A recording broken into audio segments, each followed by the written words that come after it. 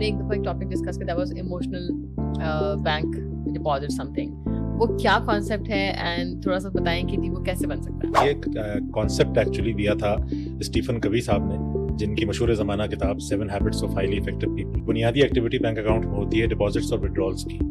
Stephen कवी कहता है कि इसी तरह से हमारे दिलों में भी एक अकाउंट है जिसमें लोग मुसलसल डिपॉजिट कर रहे हैं और विड्रॉल्स भी कर रहे हैं। इसकी मिसाल जो उसने दी, ऑफिस से एक साहब निकले, अपनी गाड़ी तक पहुंचे, गाड़ी में बैठने से पहले एक अजनबी आए किसी साइड से और आते ही उनके एक हाथ मारते हैं। दिल उसका यही चाहेगा कि वो भी घुमा के उतनी ही सख्ती से उसको जवाब दे, मारे। नेचुरल रिएक्शन कि एक आदमी क्यों आपके साथ ज्यादती कर रहा है। yes. फिर ये साहब अपने घर पहुंच गए और घर में दाखिल होते ही यही सलूक जो अजनबी ने किया था यही वालदा ने की। तो क्या वालदा के साथ भी आपका यही दिल चाहेगा जो आपका वहां अजनबी के साथ चाहा? ज्यादा से ज्यादा जो रिएक्शन होगा वो ये होगा कि आप वालदा से पूछेंगे कि अम्मी मुझसे गलती हो गई, आपने इतना सख्त मेरे साथ सलूक कर दिया, क्या चीज आपको बुरी लग गई? दोनों जगह जबकि एक्सटर्नल स्टिमुलाई एक ही था, तो रिएक्शन में फर्क क्यों? इस सवाल का जवाब स्टीफन कवी साहब का ये थ्योरी जो है वो देती है कि वो आदमी अजनबी जो आया उसका डिपॉजिट कोई नहीं था, उसने आते ही विड्रॉल कर लिया। घर के केस में माँ के डिपॉजिट्स इतने हैं कि अगर वो एक विड्रॉल कर ले तो उससे फर्क कोई नहीं पड़ता। अपनी जिंदगियों में हम इसी तरह ऑपरेट करते हैं। लोगों से जो हमारा इंटरेक्शन होता है, जो एक्सचेंज होता है, वो इसी डिपॉजिट विड्रॉल की बेसिस पर होता है।